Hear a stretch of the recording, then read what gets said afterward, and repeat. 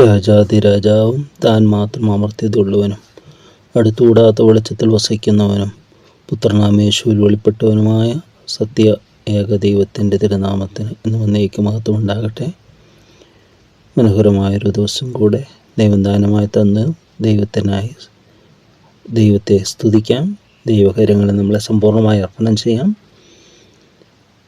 ദിവസം മുഴുവൻ ഞാൻ നിങ്ങൾ പ്രത്യാശ വയ്ക്കുന്നു എന്നുള്ള സങ്കീർത്തകൻ്റെ ആ പ്രത്യാശയും ആശയും ദൈവത്തിൽ തന്നെ നമുക്ക് ആശ്രയിക്കാനിടയായി തീരട്ടെ. നാം 21-ാമത്തെ സങ്കീർത്തനത്തിലേക്ക് കടന്നു വന്നിരിക്കുകയാണ്. ദൈവകൃപയാൽ നമുക്ക് ആവശ്യമായിരിക്കുന്ന ചില ധ്യാന ചിന്തകൾ ദൈവത്തിൻ്റെ പരിശുദ്ധാത്മാവ് നമുക്കത് ഗ്രഹിപ്പിച്ച് തരട്ടെ, മനസ്സിലാക്കി തരട്ടെ, നമ്മുടെ ജീവിതങ്ങളെ അനുഗ്രഹപൂർണ്ണമായി തീരട്ടെ എന്ന് പ്രാർത്ഥിക്കുകയാണ്. 20-ാമത്തെ സങ്കീർത്തനം എ പ്രയർ ഫോർ വിക്ടറി ആണ്. അതായത് ജയത്തിനായുള്ള പ്രാർത്ഥന. ഒരു രാജാവ് യുദ്ധത്തിന് പോകുമ്പോൾ അതിനു വേണ്ടിയുള്ള പ്രാർത്ഥനയാണ്. അപ്പോൾ അതിനുള്ള ആശംസകളൊക്കെ അവിടെ കാണുന്നു, രാജാവിൻ്റെ ജയം. ഇനി 21-ാമത്തെ സങ്കീർത്തനം എന്ന് പറയുന്നത്, ഒന്നാമത്തെ പ്രയർ ഫോർ വിക്ടറി ആണെങ്കിൽ രണ്ടാമത്തെ പ്രൈസ് ഫോർ വിക്ടറി. ആ ജയം ലഭിച്ചതിലുള്ള സന്തോഷം, സ്തുതി ദൈവസന്നിധിയിൽ അർപ്പിക്കുക. ഇത് രണ്ടും മിങ്കിൾ ചെയ്ത് പോകണം. നമ്മൾ ഓരോന്നും പ്രാർത്ഥിക്കും, പ്രാർത്ഥനയ്ക്ക് ഉത്തരം ലഭിച്ചു കഴിയുമ്പോൾ നമ്മളതിനെ സ്തോത്രം ചെയ്യാൻ വിസ്മരിച്ചു പോവുക. ഏറ്റവും ഡിസീറ്റ്ഫുൾ, അതായത് ഏറ്റവും ദൂഷിച്ച ഹൃദയം എന്ന് പറയുന്നത് നന്ദിയില്ലാത്ത ഹൃദയം എന്നാണ് പറയുന്നത്. അതുകൊണ്ട് ദൈവത്തോട് എപ്പോഴും നമുക്ക് സ്തോത്രയാഗം അർപ്പിക്കുവാനായിട്ട് സാധിക്കുന്നത് ദ ഗ്രേറ്റസ്റ്റ് സാക്രിഫൈസ്, സ്തോത്രയാഗം എന്ന് പറയും. ദൈവത്തെ സ്തുതിക്കാനായിട്ട് സാധിക്കണം. ഇവിടെ ഈ സങ്കീർത്തനം ജയത്തിൻ്റെ അല്ലെങ്കിൽ സ്തോത്രഗീതം എന്ന് വേണമെങ്കിൽ പറയാം. ഇവിടെ പ്രധാനമായിട്ട് രണ്ടിലും രാജാവിനെ കുറിച്ച് തന്നെയാണ് പറയുന്നത്. രാജാവ്, അപ്പം ആത്യന്തികമായ രാജാവാണ് രാജാവ് ദൈവം തന്നെയാണ്, അല്ലേ? പീലാത്തോസിന് മുമ്പാകെ നിൽക്കുമ്പോൾ നീ രാജാവ് തന്നെയോ എന്ന് യേശുവിനോട് ചോദിക്കുമ്പോൾ യേശു അതെ ഞാൻ രാജാവ് തന്നെ എന്ന് പറയുന്നത്. രാജാവ് തന്നെ, രാജാവ്. ഇനി ആ രാജാവ് എന്ത് ചെയ്തു? നമ്മളെയൊക്കെ രാജാക്കന്മാരാക്കിയിരിക്കുക. എങ്ങനെ? തൻ്റെ വിലയേറിയ രക്തത്താൽ, അല്ലേ? അപ്പം ഈ സങ്കീർത്തനം എല്ലാ വ്യക്തികൾക്ക് വേണ്ടിയുള്ളതാണ്. അന്ന് പഴയ കാലത്ത് രാജാവിന് വേണ്ടിയുള്ളതാണ്. പുതിയ സഭയിലേക്ക് വരുമ്പോൾ നമുക്ക് കാണുന്നുണ്ട്, യോഹന്നാനുണ്ടായ വെളിപ്പാട് പുസ്തകം 1-ാമത്തെ അധ്യായത്തിൽ പറയുകയാണ്, 6-ാമത്തെ വാക്യം, നമ്മെ സ്നേഹിക്കുന്നവനും നമ്മുടെ പാപം പോക്കി നമ്മെ തൻ്റെ രക്തത്താൽ വിടുവിച്ചു, തൻ്റെ പിതാവായ ദൈവത്തിന് നമ്മെ രാജ്യവും പുരോഹിതന്മാരും ആക്കി തീർത്തവനുമായവൻ എന്നേക്കും മഹത്വവും ബലവും. നമ്മളെ അതാക്കി തീർത്തതാ തൻ്റെ വിലയേറിയ രക്തത്താൽ. രാജ്യവും പുരോഹിതന്മാരുമാക്കി തീർത്തു. ഇനി രാജ്യവും നമ്മൾ അവൻ്റെ രാജ്യമാണ്, പിന്നെ രാജാക്കന്മാരുമാണ് എന്ന് വായിക്കുന്നത്. 5-ാമത്തെ അധ്യായം നമ്മൾ കാണുകയാണ്. രാജ്യമെന്ന് പറയുമ്പോൾ ശരിക്കും രാജാക്കന്മാരെന്നുള്ള അർത്ഥത്തിലാണ് ഇവിടെ വരുന്നതായിട്ടാണ് പറയുന്നത്. 5:9 ഇവിടെ പറയുന്നുണ്ട്, വംശജാതി എന്നുള്ള ഒരു ദൈവത്തിനെ വിലയ്ക്ക് വാങ്ങി ഞങ്ങളുടെ ദൈവത്തിന് അവരെ രാജ്യവും പുരോഹിതന്മാരും ആക്കി വെച്ചു എന്നിവിടെ പറയുകയാണ്. പത്രോസിൻ്റെ ലേഖനത്തിൽ 2 പത്രോസിൽ നമ്മൾ കാണുന്നുണ്ട്. 2 പത്രോസിൽ അവിടെ പറയുകയാണ്, ഇല്ല 1 പത്രോസിൽ തന്നെ, 1 പത്രോസിൽ നമ്മൾ എന്തിനാണ് ദൈവം വിളിച്ചത് എന്ന് പറഞ്ഞുകൊണ്ട് ഇവിടെ പറയുമ്പോൾ, നിങ്ങളോ അന്ധകാരത്തുനിന്ന്, 2-ാം അധ്യായം 9-ാമത്തെ വാക്യം, നിങ്ങളോ അന്ധകാരത്തിൻ്റെ അത്ഭുത പ്രകാശത്തിലേക്ക് നിങ്ങൾ വിളിച്ചവൻ്റെ സൽഗുണങ്ങളെ ഘോഷിപ്പാൻ തക്കവണ്ണം തിരഞ്ഞെടുക്കപ്പെട്ട ഒരു ജാതിയും രാജകീയ പുരോഹിത വർഗവും വിശുദ്ധ വംശവും സ്വന്തം ജനവുമാകുന്നു. മുമ്പേ നിങ്ങൾ ജനമില്ലാത്തൊരു ഇപ്പോൾ ദൈവത്തിന് ജനം, കരുണ ലഭിക്കാത്തൊരു ഇപ്പോൾ കരുണ ലഭിച്ചു.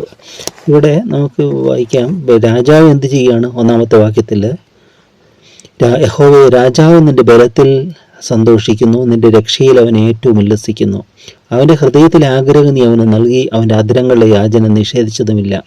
നന്മയുടെ അനുഗ്രഹങ്ങളാൽ നീ അവനെ എതിരേറ്റു, തങ്ക കിരീടത്തെ അവൻ്റെ തലയിൽ വയ്ക്കുന്നു. അവൻ നിന്നോട് ജീവനെ അപേക്ഷിച്ചു, നീ അവന് കൊടുത്തു, എന്നേക്കുമുള്ള ദീർഘായുസിനെ തന്നെ.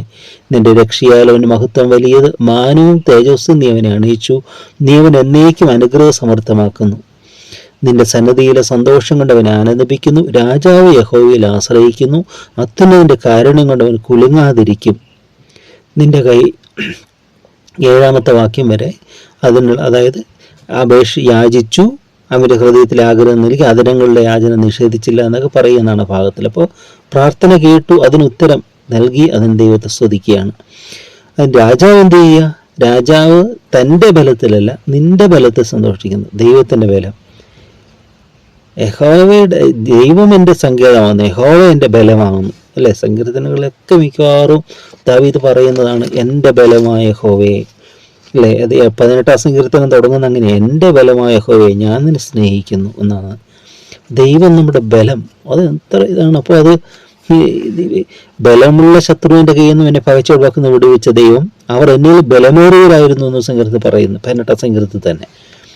അപ്പോൾ ഈ ദൈവത്തിൻ്റെ ബലത്തിൽ ആശ്രയിച്ചാൽ അത് ലിമിറ്റ്ലെസ് അല്ലേ, അൺലിമിറ്റഡ് അല്ലേ? ലിമിറ്റ് എന്ന് പറയുന്നത് അതിൻ്റെ ക്വാണ്ടിറ്റി, ദൈവത്തിൻ്റെ ബലം ശക്തി അത് ആർക്ക് അളക്കാനായിട്ട് പറ്റും? അതുകൊണ്ട് അത് മതിയായതാണ്. മതിയായതെന്നല്ല, നമുക്കത് ചിന്തിക്കാൻ പോലും വയ്യാതാണ്. ദൈവത്തിൻ്റെ ബലത്തിൽ നമുക്ക് ആശ്രയിക്കാനായിട്ട് പറ്റും. ദൈവത്തിൻ്റെ ശ്രേഷ്ഠത ഞാൻ കഴിഞ്ഞ ദിവസം ഓർമ്മിച്ചതുപോലെ, ഒരു നിരീശ്വരവാദി ഒരു സാധാരണ മനുഷ്യനോട് ചോദിച്ചപ്പോൾ ആ മനുഷ്യൻ ദൈവത്തിന് കൊടുത്ത വ്യാഖ്യാനം അതാണ്: ദൈവം സ്വർഗങ്ങളിൽ പോലും ഒതുങ്ങാത്തവനാണ്, അത്ര വലിയവനാണ്, അത്ര മഹത്വവാനാണ്. എന്നാൽ അവൻ എൻ്റെ ഹൃദയത്തിൽ വസിക്കുവാൻ തക്കവണ്ണം ചെറുതായി വന്ന ദൈവമാണ് എന്ന്. പുത്രൻ്റെ വേഷം ധരിച്ച് വന്ന ദേവാത്മാവായിട്ട്. അതാണ് ദൈവത്തിൻ്റെ മഹത്വം എന്ന് പറയുന്നത്. അവൻ നമ്മുടെ ഉള്ളത്തിൽ വസിപ്പാൻ ചെറിയവനായി തീർന്ന ദൈവം. അവൻ വലിയവനാണ്, പക്ഷെ അവൻ ചെറിയവനാണ്. ഇപ്പോൾ ഇവിടെ പറയുകയാണ്, ആ ദൈവത്തിൽ ആശ്രയിക്കുമ്പോൾ ഒരു ശക്തി എത്ര അപ്രമേയമാണ്. അവൻ നിന്റെ രക്ഷയിൽ അവൻ ഏറ്റവും ഉല്ലസിക്കുന്നു. രക്ഷയുടെ സന്തോഷം എന്ന് പറയുന്നത് ലോകത്തിലെ ഭൗമികതയോട് ബന്ധപ്പെട്ട ഒന്നുമല്ല. ഈ ദൈവിക സന്തോഷം എന്ന് പറയുന്നത് ഒന്നുമില്ലാത്തപ്പോഴും എല്ലാം ഉള്ളപ്പോഴും ദൈവത്തിൽ സന്തോഷിക്കാനായിട്ട് പറ്റണം. മറ്റേ നമ്മുടെ സന്തോഷം വസ്തുവകയിലോ താൽക്കാലം വയ്ക്കുന്ന എന്തെങ്കിലും ലാഭങ്ങളിലോ ഒക്കെ ആണെങ്കിൽ അതൊക്കെ നീങ്ങിപ്പോകും. ഒരു പുതിയ വസ്ത്രം ലഭിച്ചു, സന്തോഷം, പക്ഷേ അതിൻ്റെ സന്തോഷം എത്ര ദിവസമുണ്ട്? അത് 2 ദിവസം കഴിയുമ്പോൾ അത് മാറിപ്പോകും. അല്ല, ഒരു വാഹനം വാങ്ങിക്കുന്നവരുണ്ട്, അത് വാങ്ങിച്ചു, അത് സന്തോഷം, അടുത്ത വേറൊരു വലിയ കാറ് കൊണ്ടുപോയി നിർത്തുമ്പോൾ അവൻ്റെ ആ സന്തോഷം പോവുക, അയ്യോ എനിക്കതില്ലല്ലോ. അപ്പം ആഗ്രഹങ്ങളുടെ പൂർത്തീകരണമല്ല ക്രിസ്തീയ ജീവിതം എന്ന് പറയുന്നത്. അല്ലെങ്കിൽ മനുഷ്യൻ്റെ ജീവിതം തന്നെ അതല്ല. അതിനുവേണ്ടി മനുഷ്യൻ നെട്ടോട്ട് ഓടുന്ന ആഗ്രഹങ്ങളുടെ സഫലീകരണം. ഡയാന രാജ്ഞി മരിച്ചപ്പോൾ വന്ന ഒരു പേപ്പർ ഹെഡിങ് ഉണ്ട്: ആഗ്രഹങ്ങളിലെ സൗഭാഗ്യങ്ങൾ എല്ലാം നേടിയിട്ടും അസമാധാനത്തോടെയെന്ന്. ആഗ്രഹങ്ങൾ, രാജകുമാരിയാകുക, അവിടുത്തെ ബ്രിട്ടീഷ് ക്വീൻ ആഗ്രഹങ്ങളിലെ സൗഭാഗ്യങ്ങളെല്ലാം കിട്ടി, പക്ഷെ എന്നിട്ടും അസമാധാനത്തോടെ, സമാധാനമില്ല. അപ്പം അതാണ് ഈ മനുഷ്യൻ ഈ നെട്ടോട്ട് ഓടുകയാണ് പലതിൻ്റെയും പിന്നാലെ, പദവികൾക്കും എല്ലാത്തിനുമൊക്കെ. എന്നാൽ ദൈവത്തെ നമ്മൾ അനുധാവനം ചെയ്യുമ്പോൾ നമ്മുടെ ജീവിതത്തിന് ആവശ്യമായിരിക്കുന്ന എല്ലാം ദൈവം തരും, ദൈവം നമ്മളെ പുലർത്തും. ഏതൊരാവശ്യത്തിനും ദൈവം മതിയായവനാണ്. അതുകൊണ്ട് സമ്പൂർണ്ണമായി നമുക്ക് ദൈവത്തിൽ ആശ്രയിക്കാം. എൻ്റെ ദൈവം എനിക്ക് മതിയായവൻ, മതിയായത് എന്ന് പറയാൻ സാധിക്കണം. ഇൻ ഗോഡ്സ് ഗ്രേസ്, ദൈവകൃപ, അതെല്ലാം നമുക്ക് മതിയായതെന്ന് പറയാൻ സാധിക്കണം. ആ ദൈവത്തെ ആ സന്തോഷം ആർക്കും നിങ്ങൾ എടുത്തു കളയാൻ പറ്റത്തില്ല. വിപരീത സാഹചര്യത്തിൽ വരും. അപ്പോസ്തലന്മാരുടെ ജീവിതത്തിൽ നമ്മൾ കാണുന്നുണ്ട്, അല്ലേ? അത് കൊട്ടാരത്തിലാണെങ്കിലും കുടിലിലാണെങ്കിലും, അത് തടവറയിലാണെങ്കിലും താണനിലത്താണെങ്കിലും, അത് തീരത്താണെങ്കിലും, എവിടെയാണെങ്കിലും ആ സന്തോഷം, അണമുറിയാത്ത ദൈവിക സന്തോഷം. തടവറയിലൂടെ ദൈവത്തെ പാടി സ്തുതിക്കുകയാണ്, അവിടെ ദൈവം അത്ഭുതം ചെയ്യുകയാണ്.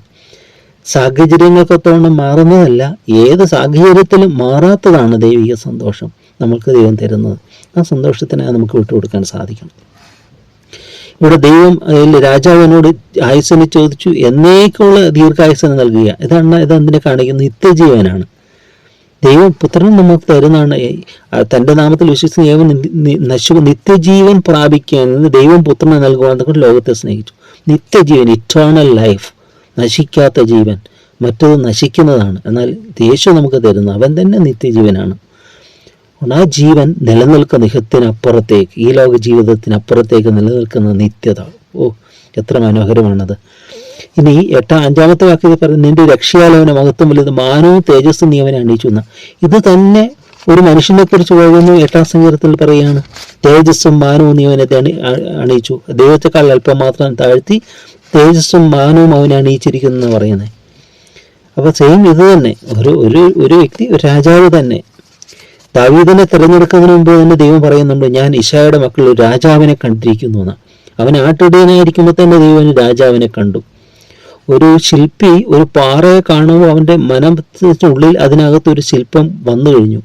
ആ ശില്പത്തെ അതിനകത്ത് അവനത് കൊത്തിയെടുക്കുന്നതേ ഉള്ളൂ. അല്ലെങ്കിൽ ഒരു ചിത്രകാരൻ ഒരു ക്യാൻവാസിന് പടം വരയ്ക്കുന്നതിന് മുമ്പ് തന്നെ എൻ്റെ മനസ്സിൽ ആ പടം വന്നു കഴിഞ്ഞു. എന്ന് പറഞ്ഞാൽ നമ്മെക്കുറിച്ചുള്ള ദൈവിക പദ്ധതി അത് മനോഹരമാണ്. ഇവിടെ പറയുകയാണ്, നീ അവൻ എന്നേക്കും ദിവസം നിന്റെ സന്നദ്ധിയിലെ സന്തോഷം കണ്ടവനെ ആനന്ദിപ്പിക്കുന്നു. രാജാവ് യഹോവയിൽ ആശ്രയിക്കുന്നു. രാജാവ് എന്തൊക്കെ ചെയ്യുന്ന അവിടെ പറയുന്നത്? ഒന്നാമത്തെ വാക്യം, രാജാവ് നിന്റെ ബലത്തിൽ സന്തോഷിക്കുന്നു, നിന്റെ രക്ഷയിൽ ഉല്ലസിക്കുന്നു. തുടർന്ന് എടുത്തു പറയുകയാണ്, രാജാവ് യഹോവയിൽ ആശ്രയിക്കുന്നു. 7-ാമത്തെ വാക്യമാണ്, അത്യുന്നതിൻ്റെ കാരുണ്യം കൊണ്ടവൻ കുലുങ്ങാതെ ഇരിക്കും. ഇനി ശത്രുക്കൾക്ക് വരുന്ന ഒരു ഇതാണ്, നിന്റെ കൈ നിന്റെ സകല ശത്രുക്കളെയും കണ്ടുപിടിക്കും, നിന്റെ വലങ്കൈ നിന്നെ പായിക്കുന്നവരെ പിടികൂടും. നിന്റെ പ്രത്യക്ഷയുടെ കാലത്ത് ഇവരെ തീച്ചൂളെ പോലെയാക്കും. യഹോവ തന്റെ ക്രോധത്തിൽ അവരെ ഒഴുങ്ങിക്കളയും, തീ അവരെ ദഹിപ്പിക്കും. നീ അവരുടെ ഫലത്തെ ഭൂമിയിൽ നിന്നും അവരുടെ സന്തതിയെ മനുഷ്യത്വമാടെയും നശിപ്പിക്കും. അവർ നിനക്ക് വിരോധമായി ദോഷം വിചാരിച്ചു, തങ്ങളാൽ സാധിക്കാത്തൊരു ഉപായം നിരൂപിച്ചു. നീ അവരെ പുറം കാട്ടുമാറാക്കും, അവരുടെ മുഖത്തിന് നേരെ അസ്ത്രഞാണിനെ തൊടുക്കും. യഹോവേ, നിന്റെ ശക്തിയിൽ ഉയർന്നിരിക്കണമേ, ഞങ്ങൾ പാടി നിന്റെ ബലത്തെ സ്തുതിക്കും. ഇവിടെ ശത്രുക്കളെ കണ്ടുപിടിക്കുമെന്ന് പറയും. നിന്റെ കൈ നിന്റെ സകല ശത്രുക്കളും കണ്ടുപിടിക്കും. അതിന് സാമ്യപ്പെടുത്തി പറയാൻ മെറ്റൽ ഡിറ്റക്ടർ ഉണ്ട്. അത് നമ്മളിൽ എയർപോർട്ടിൽ അവിടെ ചെല്ലുമ്പോൾ ഉണ്ടല്ലോ, മനുഷ്യനെ ഇങ്ങനെ മുഴുവൻ ഇങ്ങനെ പരതി നോക്കുകയാണ് ഒരു മെഷീൻ വെച്ചതിന്. എന്തെങ്കിലും ഉണ്ടെങ്കിൽ കണ്ടുപിടിക്കുക, മെറ്റലായിട്ട് എന്തെങ്കിലും ആയതുകൊണ്ട് കണ്ടുപിടിക്കുകയാണ്. ഈ പുരാവസ്തു ഗവേഷകരുടെ ഇതിൽ ചെന്നാൽ അവരുടെ കയ്യിലൊരു വലിയൊരു സ്റ്റിക്ക് ഇങ്ങനെ ഉണ്ട്, ഡിറ്റക്റ്റിങ് ചെയ്ത അതിൻ്റെ അറ്റത്ത് എന്തോ ഇത് ഫിറ്റ് ചെയ്തിട്ട് അവർ ഓരോ നിലത്തിന് മുകളിൽ കൂടെ ഒക്കെ അത് ഭൂമിയുടെ പരന്ന പാറക്കെട് എല്ലായിടത്തും ഈ സ്റ്റിക്ക് കൊണ്ട് ഇങ്ങനെ സഞ്ചരിക്കുക, അതിങ്ങനെ തൊടിവിച്ച് കൊണ്ടുപോകും. അപ്പോൾ എവിടെയെങ്കിലും ചെല്ലുമ്പോൾ ഏതെങ്കിലും മെറ്റൽ എന്തെങ്കിലും ഉണ്ടെങ്കിൽ അവർക്ക് അതിനകത്ത് ബീപ്പ് അതിൻ്റെ ഇത് കിട്ടുകയാണ്, സിഗ്നൽ കിട്ടുകയാണ്. എന്നാൽ ഇവിടെ എന്നാൽ ദൈവത്തിന് അല്ലാതെ തന്നെ ദൈവം സർവശക്തനാണ്. ദൈവത്തിൻ്റെ എല്ലാവരും ശത്രുക്കളെ കണ്ടുപിടിക്കുകയാണ്. ദൈവം ആരെയും തിന്മയിലേക്ക് വിട്ടുകൊടുക്കുന്നില്ല, മനുഷ്യൻ തന്നെ തിരഞ്ഞെടുക്കുന്നതാണ്. അവൻ ദൈവത്തെ അംഗീകരിക്കാത്തപ്പോൾ അവൻ സ്വാഭാവികമായിട്ടും ദുഷ്ടനെയാണ് തിരഞ്ഞെടുക്കുന്നത്. നന്മ തിരഞ്ഞെടുക്കുന്നില്ലെങ്കിൽ അവൻ തിന്മയുടെ വശത്ത് തന്നെയാണ്. ഇവിടെ ദൈവം ആരും തള്ളിക്കളയുന്നില്ല, അവൻ തന്നെയാണ്. അവൻ തന്നെ തിരഞ്ഞെടുക്കുകയാണ് അവൻ്റെ വഴി. അതുകൊണ്ട് ഇവിടെ നമ്മൾ ഇത് ചെയ്യുകയാണ്, ദൈവത്തെ തിരഞ്ഞെടുക്കുക. രാജാവിനെ നമുക്ക് തിരഞ്ഞെടുക്കാൻ സാധിക്കണം. ഇവിടെ ദൈവത്തിൻ്റെ മഹത്വത്തേക്ക് പാടുന്നത് 13-ാമത്തെ വാക്യത്തിലേക്ക്, യഹോവയെ നിന്റെ ശക്തിയിൽ ഉയർന്നിരിക്കണമേ, ഞങ്ങൾ പാടും നിന്റെ ബലത്തെ സ്തുതിക്കും. ദൈവത്തെ പാടി സ്തുതിക്കുമ്പോൾ നമുക്ക് ബലം കിട്ടും. ബലവാനെ പാടുമ്പോൾ നമുക്ക് ബലം കിട്ടുകയാണ്. ഈ ഖലാസികൾ എന്ന് പറയുന്നൊരു ഗ്രൂപ്പുണ്ട്. ഈ ലോറി വാഹനങ്ങളെല്ലാം ആഴിയിലേക്ക് വീഴുമ്പോൾ അപകടങ്ങൾ സംഭവിക്കുമ്പോൾ അത് വന്ന് വലിച്ചു കയറ്റുന്നവരുണ്ട്. ഖലാസികൾ എന്ന് അവരെ പേര് പറയുന്നത്. അവരല്ലെങ്കിൽ കൊയ്യുന്നവരുടെ പാട്ടെന്നൊക്കെ പറയുന്നുണ്ടല്ലോ. ഈ ഖലാസികൾ ഇത് വലിച്ചെടുക്കുമ്പോൾ അവർ ഒരുമിച്ചൊരു ശ്ലോകം പോലെ ഒരു ശ്ലോകം ഇങ്ങനെ ചൊല്ലും. അത് ചൊല്ലുമ്പോൾ അവർക്ക് ബലമാണ്. അവർക്കൊരു ശക്തി കിട്ടുക. ഒരുമിച്ചുള്ളൊരു ആ ഒച്ചത്തിലുള്ള ആ ഒരു ആർപ്പുമൊക്കെ കേൾക്കുമ്പോൾ അവർക്ക് ബലം കിട്ടുകയാണ്. അങ്ങനെ അവർ ആ ദൗത്യം ഒരുമിച്ച് അത് നിർവഹിക്കുകയാണ് എന്ന് പറഞ്ഞാൽ അതുപോലെ തന്നെയാണ് നമ്മൾ ദൈവത്തെ സ്തുതിക്കുമ്പോൾ നമുക്ക് ബലം കൂടുകയാണ്. ദൈവത്തിൻ്റെ ബലം നമ്മളിലേക്ക് ദൈവം പകരുക, ദൈവത്തിൻ്റെ ശക്തി നമുക്ക് മനസ്സിലാകുകയാണ്. അയ്യോ, എൻ്റെ ദൈവം എത്ര ശക്തനാണ്, അത് നമ്മുടെ ബലമായിട്ട് മാറുക. അപ്പോൾ എൻ്റെ ബലം എന്ന് പറയുന്നത് ദൈവമാണ്. ദൈവത്തിൻ്റെ ബലം ഒരിക്കലും തീരാത്തതല്ലേ. അവൻ ക്ഷീണിച്ചു പോകുന്നില്ല, തളർന്നു പോകുന്നില്ല. മറിച്ച് അവൻ ക്ഷീണിച്ചിരിക്കുന്നവന് ബലം നൽകുന്ന ദൈവമാണ്, അല്ലേ? തളർന്നിരിക്കുന്നവനെ ശക്തീകരിക്കുന്ന ദൈവമാണ് നമ്മുടെ ദൈവം. അതുകൊണ്ട് ദൈവസന്നിധിയിലേക്ക് നമുക്ക് അടുത്തുകയല്ല. വളരെ മനോഹരമാണ്. ഓരോന്നും നമ്മൾ ചിന്തിക്കുന്നതോറും ധ്യാനിക്കുന്നതോറും ദൈവകൃപയുടെ ആഴങ്ങൾ. അതുകൊണ്ട് നമ്മൾ ഓരോ ദിവസവും ദൈവത്തിന് അനുഗ്രഹം പ്രാപിച്ചു, അതിന് നന്ദി അർപ്പിക്കാതെ നമ്മൾ വിശ്രമിക്കരുത്. അതിന് നന്ദി അർപ്പിക്കാതെ നമ്മൾ കിടക്കരുതെന്നാണ് പറയുന്നത്. അതാണ് ഏറ്റവും ഇത്. ഓരോ ദിവസവും നമുക്ക് ലഭിക്കുന്ന നന്മകൾക്കായി ദൈവത്തെ സ്തുതിക്കാനായിട്ട് സാധിക്കുക, ദൈവത്തിന് സ്തോത്രഗീതം അർപ്പിക്കുക. അങ്ങനെ ദൈവനാമത്തെ മഹത്വപ്പെടുത്തുമ്പോൾ നമുക്ക് കൂടുതലായി അനുഗ്രഹങ്ങൾ ദൈവം നമുക്ക് പ്രദാനം ചെയ്യും. രാജാതിരാജാവായ ദൈവസന്നിധിയിലേക്ക് നമ്മളെ തന്നെ നമുക്ക് സമർപ്പിക്കാം. യേശു ക്രിസ്തു ജനനത്തിലെ രാജാവായിരുന്നു. ആ രാജാവിനെ കാണാൻ രാജാക്കന്മാർ വന്നു, രാജാതിരാജാവിനെ കാണാൻ. ക്രൂശിൻ്റെ മുകളിലും ഇവൻ യഹൂദന്മാരുടെ രാജാവ് എന്ന് എഴുതി വരിക്കും. രാജാവ് തന്നെ, മഹാരാജാവ്, രക്ഷ നൽകുന്ന രാജാവ്, നിത്യതയുടെ രാജാവ്, അവനത്രേ നമ്മുടെ രാജാവ്. ആ രാജാവിൻ്റെ സ്ഥലം നമ്മളെ തന്നെ അർപ്പിക്കാം. സ്നേഹവാനായ ദൈവമേ, ഞങ്ങളുടെ സ്വർഗീയ പിതാവേ, ഇതുവരെ നടത്തിക്കൊണ്ടുവന്ന കൃപയ്ക്കായി ഞങ്ങൾ നിന്നെ സ്തുതിക്കുന്നു. പുത്രൻ്റെ വിലയേറിയ രക്തത്താൽ ഞങ്ങളെ വിലയ്ക്ക് വാങ്ങി ദൈവത്തിൻ്റെ രാജ്യവും പുരോഹിതന്മാരുമാക്കി തീർത്തതിനായി സ്തോത്രം. രാജാക്കന്മാരായി ഞങ്ങൾ മാറ്റിയതിനാൽ ആ പദവിയിലേക്ക് നിങ്ങൾ വിളിച്ചതിന് ആ സ്തോത്രം കർത്താവേ. ഞങ്ങൾ നിൻ്റെ ബലത്തിൽ സന്തോഷിക്കട്ടെ, നിൻ്റെ രക്ഷയിൽ ഉല്ലസിക്കട്ടെ. ലൗകികമായ സന്തോഷങ്ങളെല്ലാം മാറിപ്പോകുന്നതാണ്, അപ്പോഴും ദൈവം നൽകുന്ന സന്തോഷം മാറിപ്പോകാത്തതാണല്ലോ. സമ്പൂർണ്ണമായ നിൻ്റെ കരങ്ങളിൽ ഞങ്ങൾ അർപ്പണം ചെയ്യുന്നു. ദേഹത്തെ അവിടുത്തെ കൃപയിൽ പരിപാലിപ്പിക്കണമേ. തന്ന എല്ലാ കൃപകൾക്കായ സ്തുതി മഹത്വമുണ്ടെന്ന് മാത്രം എടുക്കണമേ. പിതാവിൻ്റെയും പുത്രൻ്റെയും പരിശുദ്ധാത്മനാമം മഹിമപ്പെടുവാനായിട്ട് തന്നെ. ആമേൻ.